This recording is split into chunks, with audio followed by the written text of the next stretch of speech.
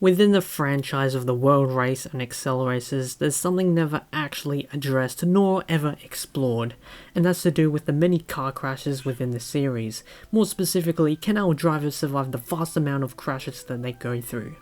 Well, if you want to know, you've come to the right place where I explore, explain, and theorize about AcceleRacers.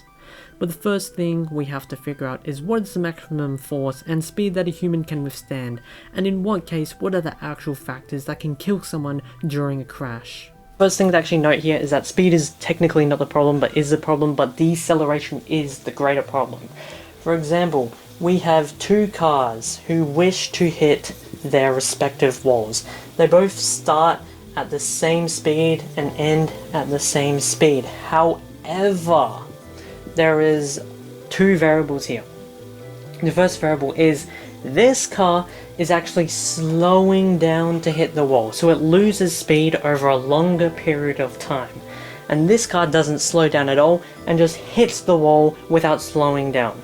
Now, which do you think will experience more damage? Obviously, it's this. Why did I tick it like it's a good thing? Obviously, it's this car. This is because of the shorter amount of time it has to slow down, it has a greater deceleration, and the same can be said for this one. Because of the greater time it has to slow down, it has a smaller deceleration.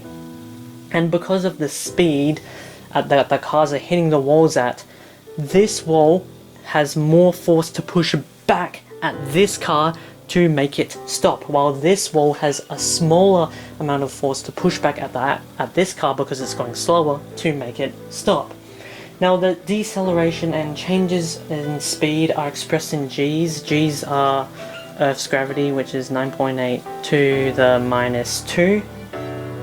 And basically, if you think about it, gravity is why things fall down. Acceleration is why things fall down. And if you actually really think about it, deceleration and car crashes is just horizontal gravity. Now, this is applied to a car crash with the deceleration of the car technically acting as gravity because the wall wants to push back against you while you're attracted to the wall.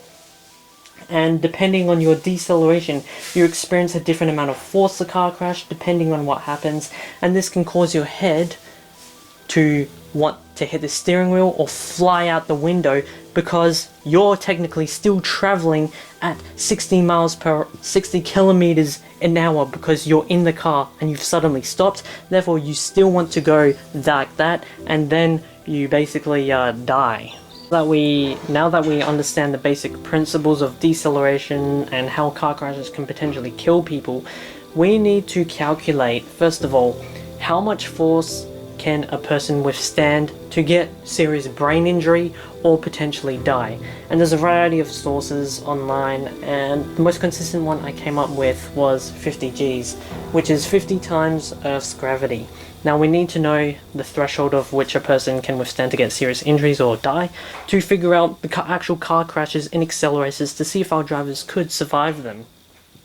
Now, since force equals mass times acceleration, mass would be 62 kilograms because the average person weighs around that much, and since acceleration is 9.8 times 50, the force a person can withstand to get serious head injury or potentially die is, I think it's 30,380 newtons.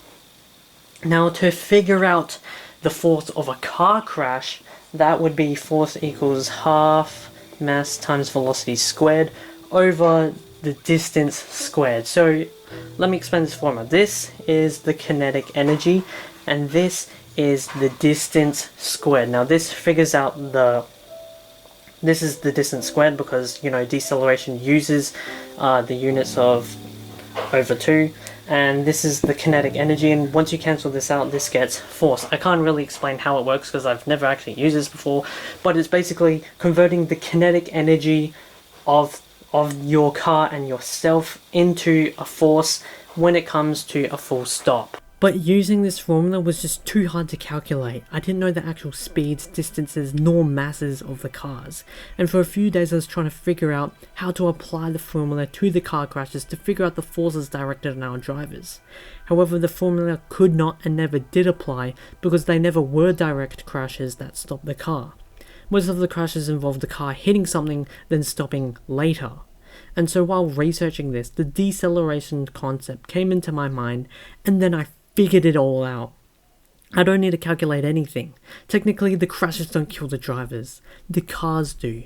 If we look at cars in real life, in order to keep the driver relatively safe, the front and back of the car has what is called a crumple zone. A crumple zone is an area designed to crush when hit with significant force. This keeps the drivers and passengers safer, as the crumple zones transfer some of the car's kinetic energy into deforming the car. Rather than the energy transferring to the occupants of the car, the crumple zones increase the deceleration time, reducing the force felt by the driver, and therefore the purpose of the crumple zones are to spend as much force to reduce the effects of the driver. It's the same concept as we had before. It increases your slowing down time to reduce the force. This also means there's less whiplash and less chance of you hitting your head on the steering wheel and less chance of you dying out of your car window. And that's the problem with the cars in the World Race and AcceleRacers. Tesla's main purpose of these cars are to go really fast yet withstand heavy amounts of damage. And what happens when they crash? As we see throughout the entire series, the cars don't crumple, rather they stay in their shapes. The cars are invincible with no crumple zones, meaning the kinetic energy and forces from the crash directly transfer to the driver, not to mention there are no freaking airbags. Airbags work exactly on the same concept of the deceleration, to increase the time at which you hit your head against the steering wheel so there is less potential force. In fact, airbags are the person version of a car crumple zone. When have we seen airbags ever in the series? Never. Now remember the law of inertia, where if an object is moving, it will continue to move until it hits something? Although the car is stopped, you are still technically moving at what your car was moving at. The two safety measures to reduce the impact of the car and the driver to kill them and save their life are the ones that Tesla took out.